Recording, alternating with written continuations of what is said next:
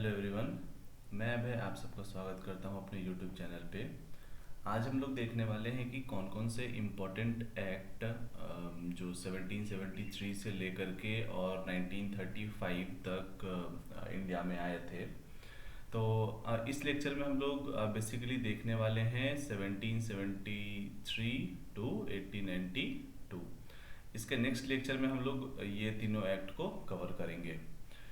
तो चलिए शुरू करते हैं। सबसे पहले हम लोग देखें कि जब हम लोग बात करते हैं, जो पहला एक्ट है हमारा रेगुलेटिंग एक्ट ऑफ 1773। तो जब हम लोगों ने यहाँ पर एक वर्ड देखा ना, रेगुलेटिंग एक्ट मीन्स हम लोग यहाँ पर बात करने वाले हैं कुछ ऐसा है जो किसी को रेगुलेट कर रहा है, क्योंकि रेगुलेटिंग वर्ड का मतलब ही यही है कि हम किसी को रेगुलेट करने की बात कर रहे हैं। तो इसका एक बैकग्राउंड देखते हैं कि रेगुलेटिंग एक्ट 1773 का बैकग्राउंड क्या था।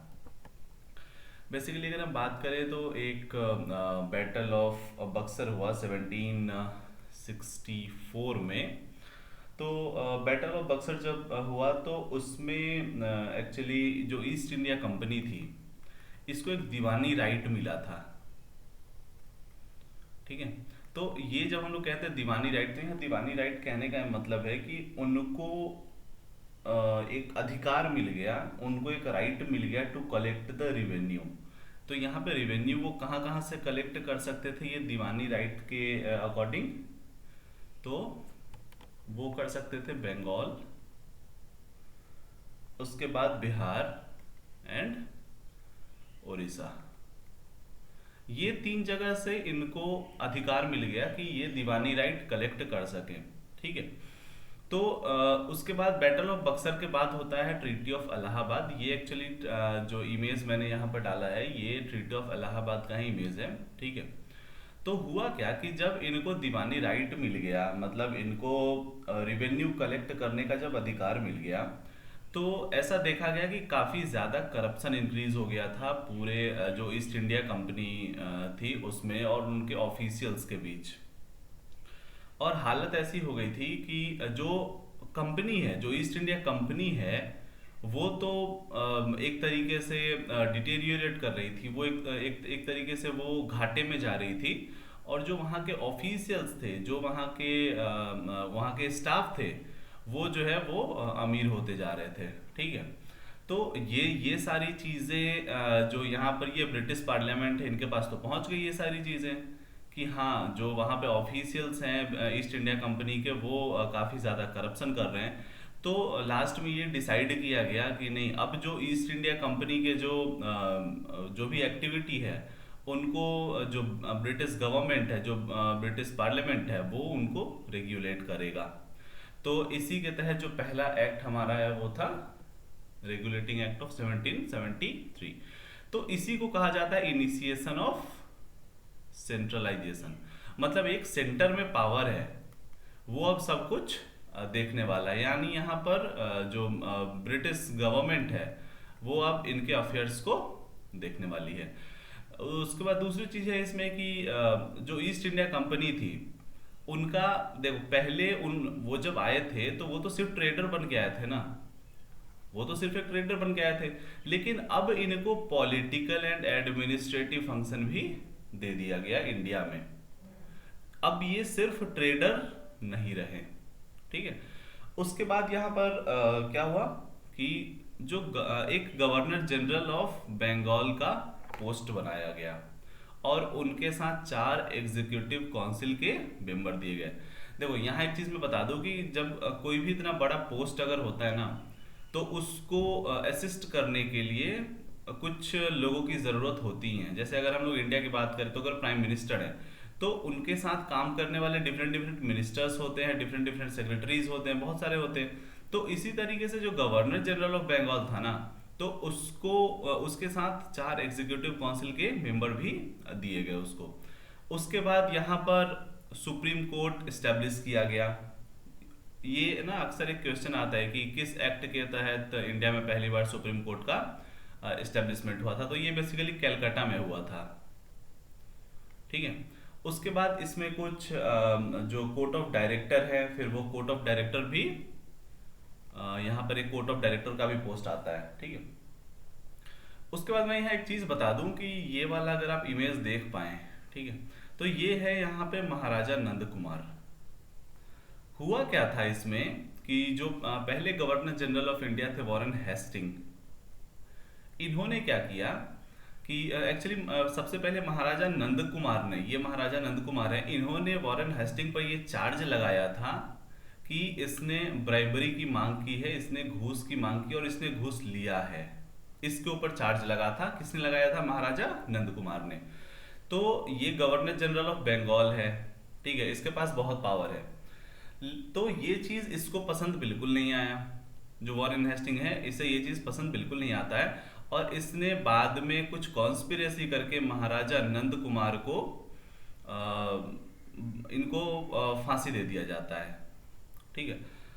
तो इसको इंडिया का फर्स्ट जुडिशियल किलिंग भी नाम दिया गया है, जो महाराजा नंद कुमार का जो इंसिडेंट था, तो इसको इंडिया का फर्स्ट जुडिशियल किलिंग भी नाम दिया गया है। उसके बाद हम लोग देखते हैं, हाँ, तो यहाँ एक बार हम लोग देख ले कि ये जो गवर्नर जनरल हैं इनके 4 एग्जीक्यूटिव काउंसिल है, और हाँ, governor of Bombay and governor of Madras ये दोनों सबऑर्डिनेट थे। Means governor of Bombay and governor of Madras are the subordinate of governor general of India. मतलब ये इनके एक तरीके से हम कह सकते हैं कि ये इनके नीचे आते हैं दोनों, ठीक है।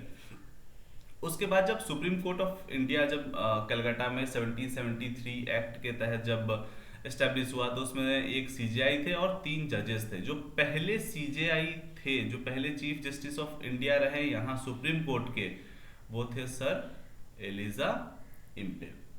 ये 1774 टू 1783 थे। उसके बाद जो कोर्ट ऑफ डायरेक्टर बनाया गया, उनको सबसे पहला उनका काम था यहाँ का एडमिनिस्ट्रेशन देखना, ठीक है। और दूसरा ये था कि ये ना रिपोर्ट गवर्नर जनरल को या किसी और को ये सबमिट नहीं करेंगे, ये डायरेक्ट जो ब्रिटिश गवर्नमेंट है ना, जो डायरेक्ट ब्रिटिश गवर्नमेंट है, वो उनको जा करके ये रिपोर्ट सबमिट करेंगे कि हाँ यहाँ ये अफेयर्स चल रही हैं, यहाँ ये चीज़ें हो रही है।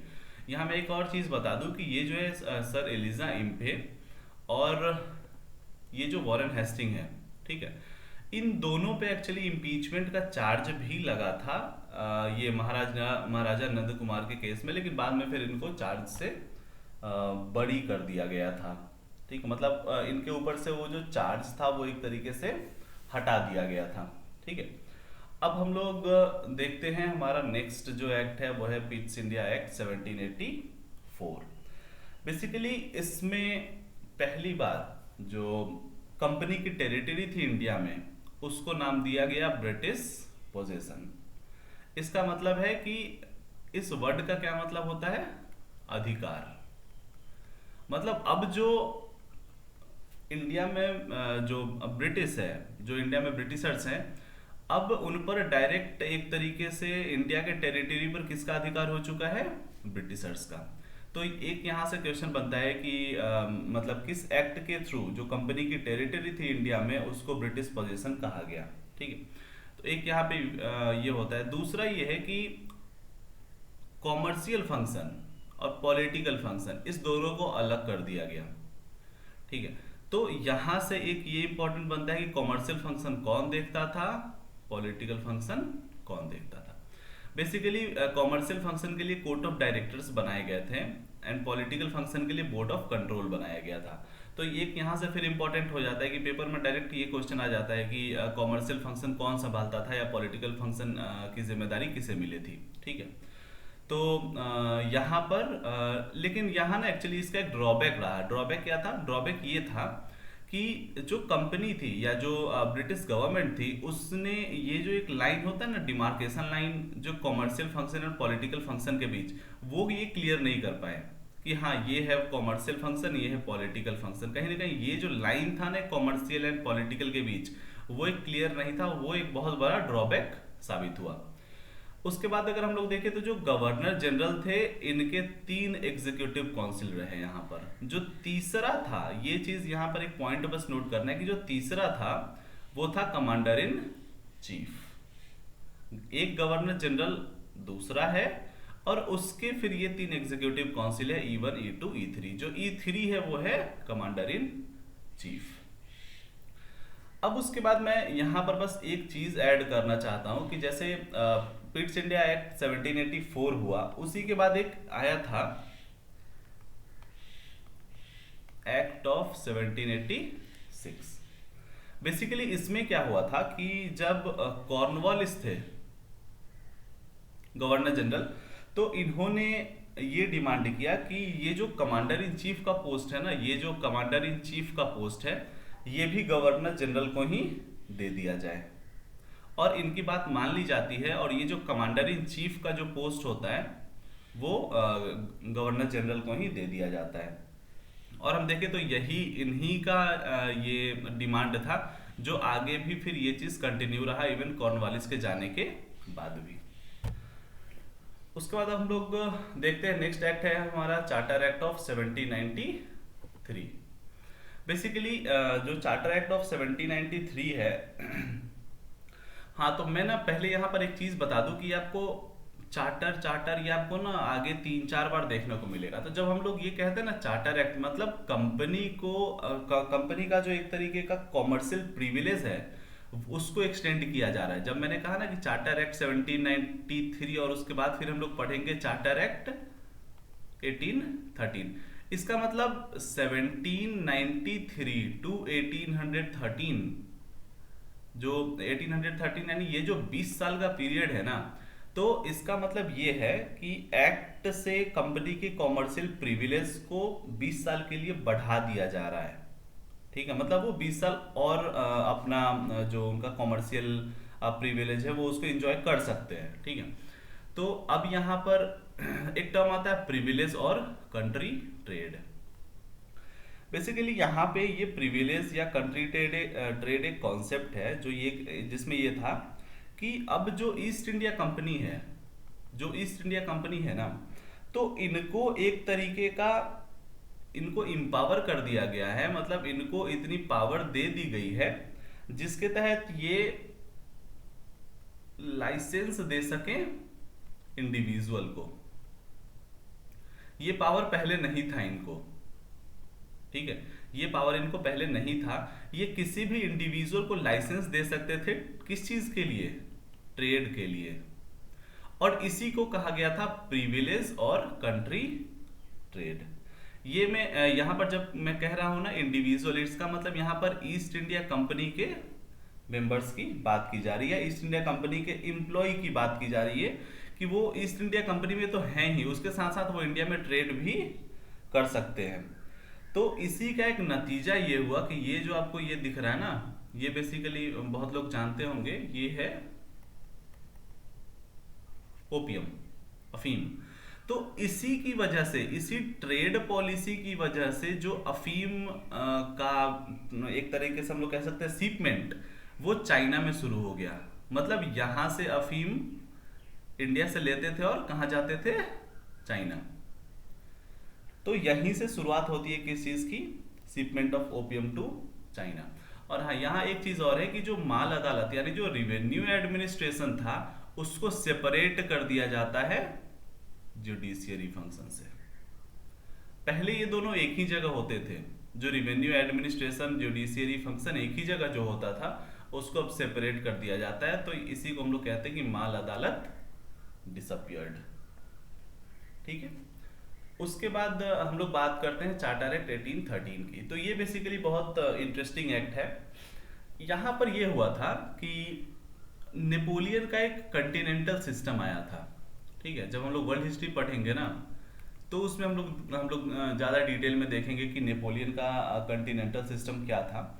बेसिकली नेपोलियन का जो कंटिनेंटल सिस्टम था ना, ये अगर आप देख पाओ, यहाँ पे है फ्रांस, यहाँ पे है यूके, ये एक लाइन आपको दिख रहा होगा, ये ऐसा कुछ एक लाइन दिख रहा है। ठीक है, तो इसमें ये था कि नेपोलियन ने रोक दिया था ब्रिटिशर्स को फ्रांस में ट्रेड करने से, क्योंकि बेसिकली नेपोलियन ये चाहता था कि जो फ्रांस है उसको एक मौका मिले कि वो भी अपना इंडस्ट्री या अपना मैन्युफैक्चरिंग हब एस्टेब्लिश कर सके।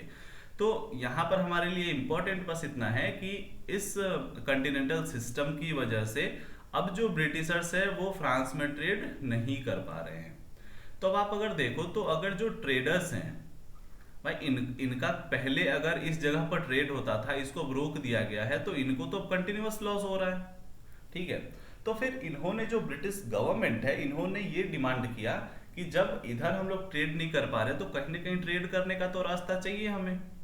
तो इन लोगों ने डिमांड किया कि जो एशिया में ट्रेड हो रहा है, ये बेसिकली इंडिया की तरफ इशारा था कि इधर जो ट्रेड हो रहा है जहां अभी तक ईस्ट इंडिया कंपनी की मोनोपोली है, अभी तक ईस्ट इंडिया कंपनी की यहाँ पर मोनोपोली है, तो अभी जब यहाँ पर ट्रेड हो रहा है तो अब इसमें हम लोग भी इंटर करना चाहते हैं। ये इनका डिमांड था। किसका? जो ट्रेडर्स थे ब्रिटिश के। ठीक है, तो अब क्या हुआ कि चूंकि इस वजह से काफी प्रेशर क्रिएट हुआ जो ब्रिटिश वहां की सरकार थी उसके ऊपर, तो फाइनली उन्होंने इस चीज को अलाउ कर दिया कि ठीक है आप लोग जाएं और एशिया में ट्रेड करें। तो लेकिन इसमें दो चीजें हैं। ईस्ट इंडिया कंपनी जो चाइना से ट्रेड करेगी और ईस्ट इंडिया कंपनी का जो ट्री में जो चाय में जो ट्रेड था उनका टी ट्रेड, इस दोनों पर अभी भी इनका मोनोपोली था।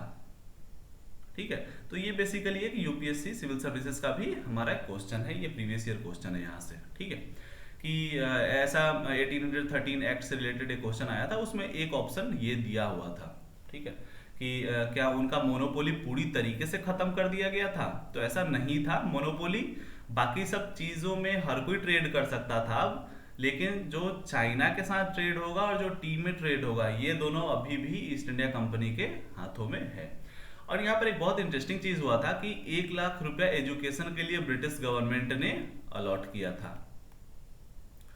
ठीक है, और आपको ये जानकर के और अच्छा लगेगा कि एक तरीके से ये जो 1 लाख रुपया अलॉट किया गया कब?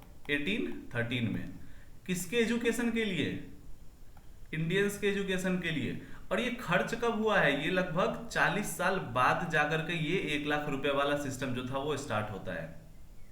लगभग 40 साल बाद ये अलॉट कब हुआ है? 1813 में, लेकिन वो यूज नहीं हुआ था उस समय। ठीक है, उसके साथ साथ जो क्रिश्चियन मिशनरीज थे उनको अलाउ कर दिया गया कि वो इंडिया में आए और अपना रिलीजन जो है वो प्रैक्टिस करें। ठीक है, तो बाकी बाद में हम लोग देखेंगे कि इसकी वजह से काफी ज्यादा प्रॉब्लम क्रिएट हुआ, जो काफी ज्यादा डिसकंटेंट क्रिएट हुआ हमारी सोसाइटी के अंदर। तो इस वाले एक्ट में बस यही इंपॉर्टेंट चीजें हैं। इसमें जो सबसे इंपॉर्टेंट है वो ये दोनों पॉइंट है, इसको बस याद रखना है। एक मोनोपोली वाला और ये जो 1 लाख रुपया एजुकेशन के लिए अलाउ हुआ दिया गया था, अलॉट किया गया था वो। उसके बाद अब हम लोग देखते हैं नेक्स्ट एक्ट, चार्टर एक्ट 1833। तो बेसिकली चार्टर एक्ट 1833 में क्या हुआ था कि पहले हम लोगों ने पढ़ा था गवर्नर जनरल ऑफ बंगाल, ये पढ़ा था, और उसके नीचे कौन कौन आते थे? Governor of Bombay. ठीक है, और फिर उसके नीचे कौन आते थे? Governor of Madras. अब क्या हुआ कि अब ये जो पोस्ट था गवर्नर जनरल ऑफ बंगाल का, जो पोस्ट था वो क्या बन चुका था? Governor general of India. ठीक है, बस ये यहां से अपने को ध्यान में रखना है कि यहां से एक क्वेश्चन आता है कि गवर्नर जनरल ऑफ बंगाल का जो पोस्ट था वो गवर्नर जनरल ऑफ इंडिया में कब कन्वर्ट हुआ, किस एक्ट के थ्रू? तो वो हमारा हुआ था चार्टर एक्ट 1833 के तहत।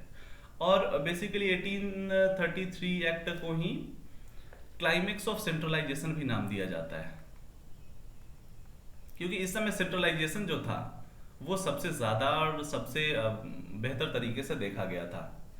ठीक है, अब यहां मैं एक चीज बताऊं कि इनके 4 एग्जीक्यूटिव काउंसिल थे। जो गवर्नर जनरल ऑफ इंडिया है ना, जो गवर्नर जनरल ऑफ इंडिया है, इनके 4 एग्जीक्यूटिव काउंसिल थे, E1, E2, E3, E4। लेकिन यहाँ ध्यान देने वाली बात यह है कि जो E4 है ना, ये एक लॉ मेंबर थे। जो E4 है वो एक लॉ मेंबर है।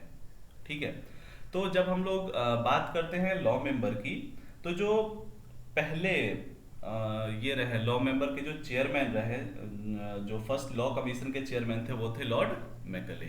तो ये यहाँ से अगर आप नोट करना चाहे तो कर सकते हैं। फर्स्ट लॉ कमीशन चेयरमैन कौन थे? Lord McClay. ठीक है, तो इंडियन लॉ कमीशन यहीं से स्टैब्लिश होता है।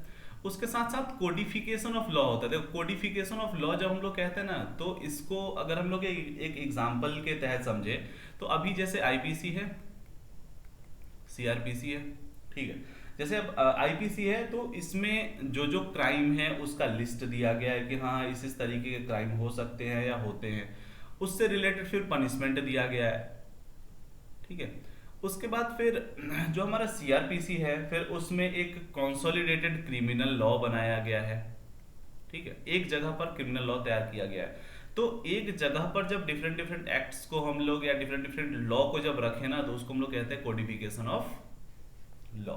उसके साथ साथ इसमें एक चीज देखना है कि जो ईस्ट इंडिया कंपनी है वो अपना मोनोपोली खो चुकी है हर जो जिस तरीके से भी वो ट्रेड कर रहे थे। जैसे इसके पहले वाले एक्ट में हम लोगों ने देखा था कि वो चाइना के साथ प्लस टी ट्रेड, इसमें अभी भी मोनोपोली था, लेकिन वो चीज अभी भी इनका खो चुका है। किस एक्ट के थ्रू? 1833 के थ्रू। उसके साथ साथ यूरोपियन इमाइग्रेशन अलाउड। इसका मतलब क्या है कि अब जो ब्रिटिश लोग थे, जो ब्रिटिश पीपल है, वो अब इंडिया में आकर के इवन यहाँ पर लैंड भी परचेज कर सकते हैं। अभी तक सिर्फ ईस्ट इंडिया कंपनी आ रही थी, अभी तक सिर्फ जो कंपनी है वो आ रही थी, लेकिन अब क्या हुआ, जो वहाँ के लोग थे उनके लिए भी ये इमाइग्रेशन अलाउ कर दिया गया। अब यहाँ पर मैंने लिखा है कि आईसीएस मीन्स, ये देख लो, ये बेसिकली है हमारा इंडियन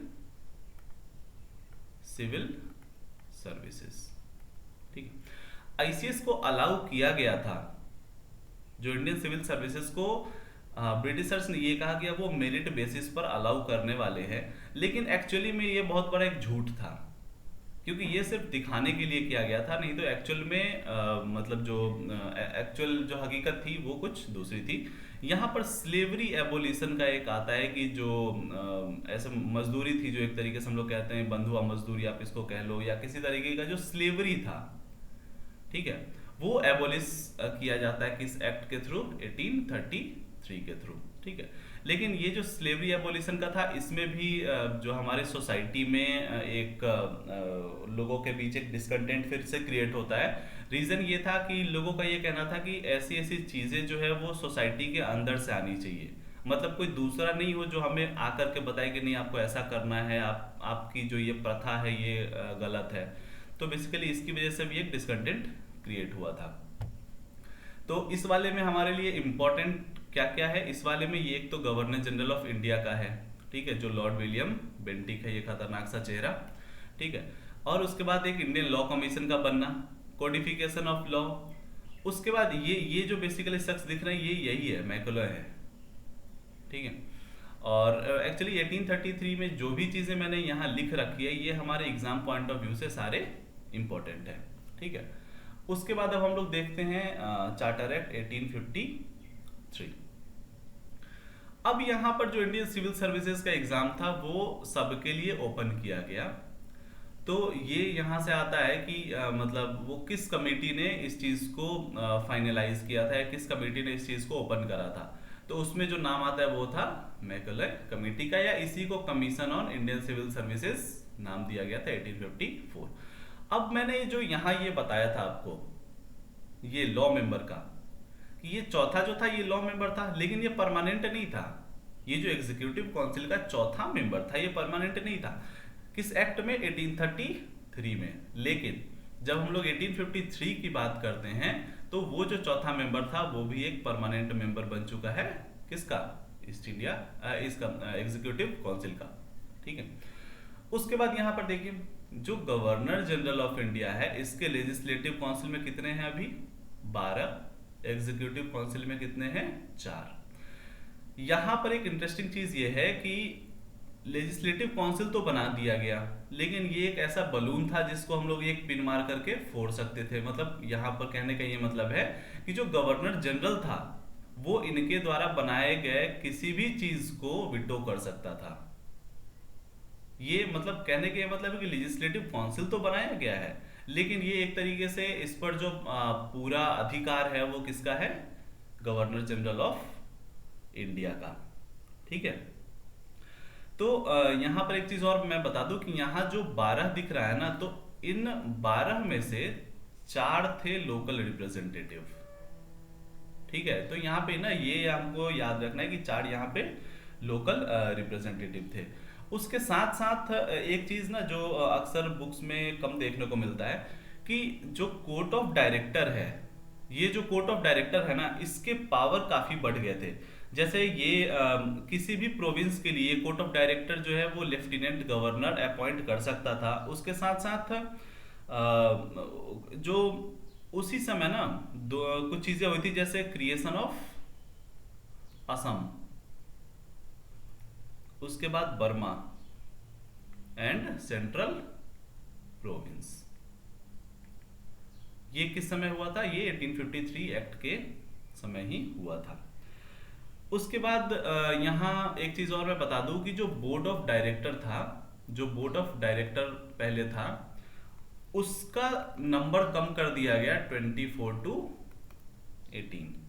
पहले 24 बोर्ड ऑफ डायरेक्टर हुआ करते थे, उसको कम करके कितना कर दिया गया, 18। और यहाँ एक चीज ध्यान दीजिए कि यहाँ पर अब लेजिस्लेटिव काउंसिल आ चुका है। अभी तक इसके पहले हम लोग सिर्फ एग्जीक्यूटिव काउंसिल की बात करते थे, लेकिन अब यहाँ पे लेजिस्लेटिव काउंसिल भी आ चुका है, अब यहाँ पे एग्जीक्यूटिव काउंसिल भी है। यहीं से कहा जाता है कि हमारे मॉडर्न जो पार्लियामेंट्री फॉर्म है उसकी शुरुआत होती है। तो ये यहाँ से क्वेश्चन फिर से बनता है कि किस एक्ट के तहत मॉडर्न पार्लियामेंट्री फॉर्म स्टार्ट होता है। तो वो हमारा कौन सा एक्ट है, चार्टर एक्ट ऑफ 1853। ठीक है। तो इस वाले एक्ट में बस हमें इतनी ही चीजें पढ़नी है। तो इसके बाद हम लोग नेक्स्ट देखते हैं गवर्नमेंट ऑफ इंडिया एक्ट 1858। जब हम लोग बात करते हैं गवर्नमेंट ऑफ इंडिया एक्ट 1858 की, तो ये चीज पहले हमें ध्यान में रखना जरूरी है कि 1857 में क्या हो चुका है, फर्स्ट वॉर ऑफ इंडिपेंडेंस। ठीक है। 1857 में फर्स्ट वॉर ऑफ इंडिपेंडेंस हो चुका है। अब इसके बाद जो ईस्ट इंडिया कंपनी है, ब्रिटिशर्स को ये लगा कि अब जो ईस्ट इंडिया कंपनी है उसकी हालत पहले जैसी नहीं रही, तो उसके बाद कुछ चेंजेस किए गए और नाम दिया गया एक्ट फॉर गुड गवर्नमेंट।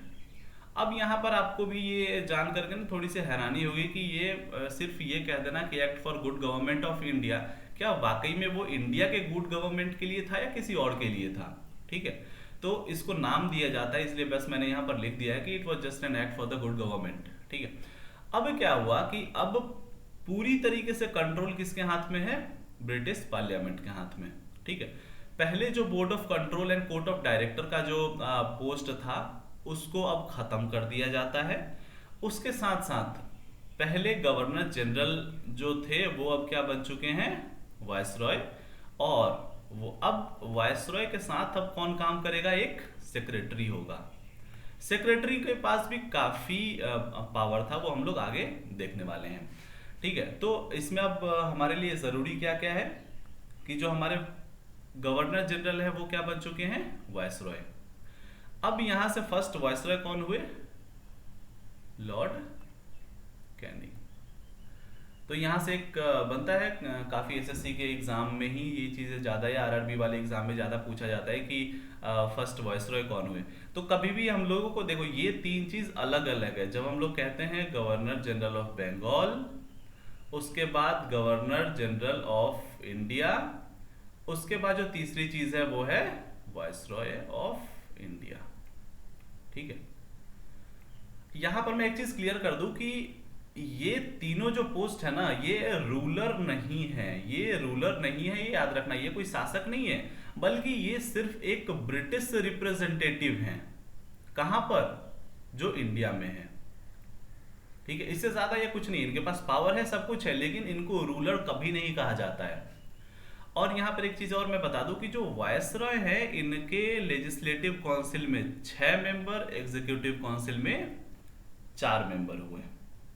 तो ये बस यहाँ पर ध्यान रखना है कि यहाँ जो ये स्टार्ट हुआ था, ये जो हमारा मॉडर्न पार्लियामेंट्री सिस्टम स्टार्ट हुआ था जिसमें legislative council and executive council दोनों है, वो अभी आगे भी कंटिन्यू हो रहा है।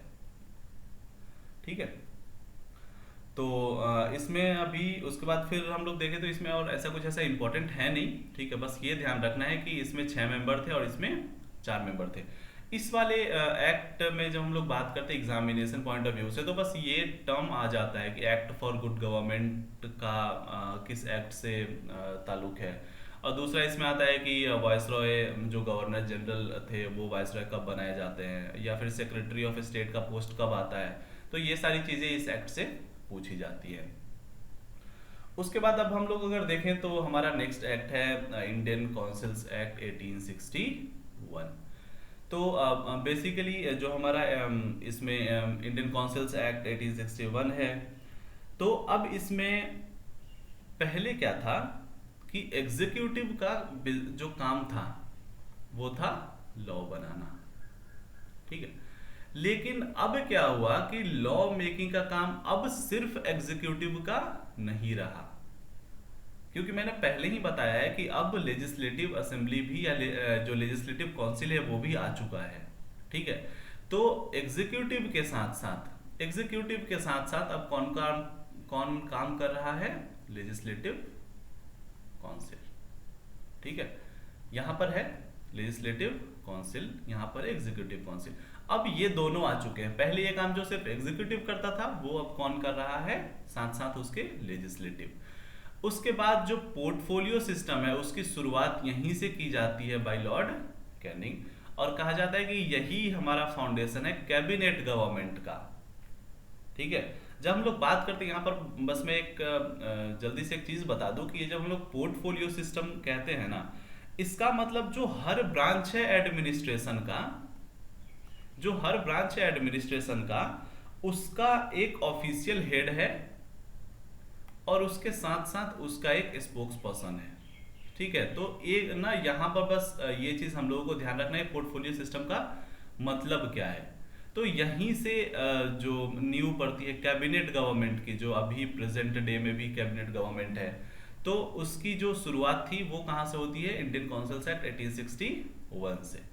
उसके बाद देखो लेजिस्लेटिव काउंसिल तो है, लेकिन रियल पावर अभी भी लेजिस्लेटिव काउंसिल के पास नहीं है। और मैं ये चीज क्लियर कर दूं कि लेजिस्लेटिव काउंसिल जिसमें इंडियन रिप्रेजेंटेटिव भी रहते थे, लेकिन इवन लास्ट तक जो एक्चुअल पावर है वो लेजिस्लेटिव काउंसिल को नहीं दी जाती है। वो सिर्फ कहने की बात है कि हाँ हमने ये पावर इंक्रीज कर दिया, हमने ये पावर दे दिया, वो पावर दे दिया, बट एक्चुअल सिनेरियो कुछ अलग होता था। ठीक है, तो इस वाले एक्ट में जो चीज हमारे लिए इंपॉर्टेंट है वो सबसे ज्यादा इंपॉर्टेंट है ये पोर्टफोलियो सिस्टम, क्योंकि ये एग्जाम में दोनों तरीके से पूछा जा सकता है कि पोर्टफोलियो सिस्टम शुरू किसने किया था। तो पोर्टफोलियो सिस्टम में लॉर्ड कैनिंग का नाम आता है। और इसमें यह भी पूछा जा सकता है कि जो फाउंडेशन ऑफ कैबिनेट गवर्नमेंट है वो कब स्टार्ट हुआ था, या मतलब किस एक्ट के थ्रू जो फाउंडेशन ऑफ कैबिनेट गवर्नमेंट है वो इनिशिएट हुआ था। तो वो हमारा क्या होगा? 1861 इंडियन काउंसिल एक्ट। उसके बाद यहाँ मैं एक चीज आपको बता दूं कि अभी मैंने इसके पिछले एक्ट में आपको बताया था कि वायसरॉय और अभी सेक्रेटरी दोनों काम कर रहे हैं। तो एक चीज यहाँ पर मैं बता दूं कि इवन अगर कोई ऐसा बिल है जो वायसरॉय ने मतलब अप्रूव कर दिया है, उसको अनअप्रूव कर सकता था सेक्रेटरी। ऐसा नहीं था कि अगर वायसरॉय ने अप्रूव कर दिया तो हाँ वो फाइनल हो गया, बट उसको अनअप्रूव करने की भी पावर थी सेक्रेटरी के पास। तो यहाँ पर बस एक ये चीज ऐसे ध्यान रखना है। उसके बाद हम लोग अभी बात करते हैं इंडियन काउंसिल्स एक्ट 1892 की। तो अब हम लोग यहाँ पर एक चीज देख लें कि जब 1892 हम लोग कह रहे हैं तो 1885 में क्या आ चुका है? इंडियन नेशनल कांग्रेस बन चुकी है। अब क्या हुआ, इंडियन नेशनल कांग्रेस जब बनी तो इसने बेसिकली जो ब्रिटिश गवर्नमेंट है उसके ऊपर काफी प्रेशर डाला कि हाँ अब जो इंडियंस है उनको भी मतलब एज ए रिप्रेजेंटेटिव उनको भी काम करना है यहाँ पर ब्रिटिशर्स के साथ। तो इसके लिए क्या हुआ कि जो नॉन ऑफिशियल मेंबर थे central and provincial legislative council में ये इंक्रीज किए गए और कहीं ना कहीं कहा जाता है कि ये जो स्टेप था ये था जो इंडियन नेशनल कांग्रेस है इन्हीं के प्रेशर की वजह से इसको लाया गया था। उसके बाद जो प्रिंसिपल ऑफ रिप्रेजेंटेशन है वो इंट्रोड्यूस किया गया था। यहाँ पर प्रिंसिपल ऑफ रिप्रेजेंटेशन जब हम लोग कहते हैं ना तो इसका ये मतलब है कि उस समय इवन जो म्यूनिसिपैलिटी थे, जो म्यूनिसिपैलिटी के लोग थे या जो जमींदार होते थे या यूनिवर्सिटी से जुड़े हुए जो लोग थे, इवन वो भी रिकमेंड कर सकते थे और कुछ नहीं बल्कि वो बस रिकमेंड कर सकते थे कि हाँ इस शख्स को कहाँ पे रखना है, प्रोविंशियल काउंसिल में। वो बस रिकमेंड कर सकते थे और ऐसा कुछ नहीं था। इसी को यहाँ पर इस जगह के लिए कहा गया है प्रिंसिपल ऑफ रिप्रेजेंटेशन। ठीक है, क्योंकि अब जैसे सपोज अगर एक जमींदार का ग्रुप है तो ये लोग अब हर जमींदार अगर सपोज किसी एरिया में अगर 10 जमींदार है तो वो चाहते हैं कि उनका एक रिप्रेजेंटेटिव हो वहां पर गवर्नमेंट में या उनका एक रिप्रेजेंटेटिव उस प्रोविंशियल काउंसिल का मेंबर हो, तो अब ये रिकमेंड करेगा। उसके बाद अगर सपोज कोई यूनिवर्सिटी से जुड़े हुए लोग हैं, वहाँ के प्रोफेसर्स हैं या कोई है, वो चाहते हैं कि हाँ क्योंकि ये एजुकेशन से जुड़ा मामला है तो उनसे भी जो मतलब सपोज ग्रुप है अगर 50 लेक्चरर का सपोज ग्रुप है तो अब ये भी चाहेंगे कि हाँ इनका भी एक रिप्रेजेंटेटिव हो। तो इसी तरीके से प्रिंसिपल ऑफ रिप्रेजेंटेशन जो है उसको इंट्रोड्यूस किया गया था। ठीक है, यहाँ पर एक चीज हुआ कि लेजिस्लेटिव काउंसिल के जो मेंबर थे ना ये एग्जीक्यूटिव काउंसिल के मेंबर से क्वेश्चन पूछ सकते थे। ठीक है, ये चीज पहले अलाउ नहीं था, मतलब लेजिस्लेटिव काउंसिल जो था वो कुछ भी नहीं पूछ सकता था एग्जीक्यूटिव काउंसिल से। लेकिन इंडियन काउंसिल एक्ट के थ्रू क्या हुआ कि अब जो लेजिस्लेटिव काउंसिल है वो क्वेश्चन पूछ सकता है एग्जीक्यूटिव काउंसिल से। लेकिन एक बहुत इंटरेस्टिंग चीज थी कि उनको 6 दिन पहले बताना होगा, उनको 6 दिन पहले बताना होगा कि हाँ हम ये चीज पूछने वाले हैं, तब जाकर के उनको अलाउ किया जाएगा या वो भी डिसअलाउ किया जा सकता है किसके द्वारा, वायसरॉय के द्वारा। ठीक है, इवन लेजिस्लेटिव काउंसिल जो है अब वो ये जो लेजिस्लेटिव काउंसिल है ये बजट डिस्कस कर सकता है, ये पावर पहले नहीं था इनके पास। तो लेजिस्लेटिव काउंसिल में अब कितने मेंबर हो गए, 16। एग्जीक्यूटिव काउंसिल में 6। मैंने अभी कहा है कि जो मेंबर्स थे वो इंक्रीज किए गए थे। ठीक है, पहले इनका नंबर कम था, अब इनका नंबर इंक्रीज कर दिया गया है।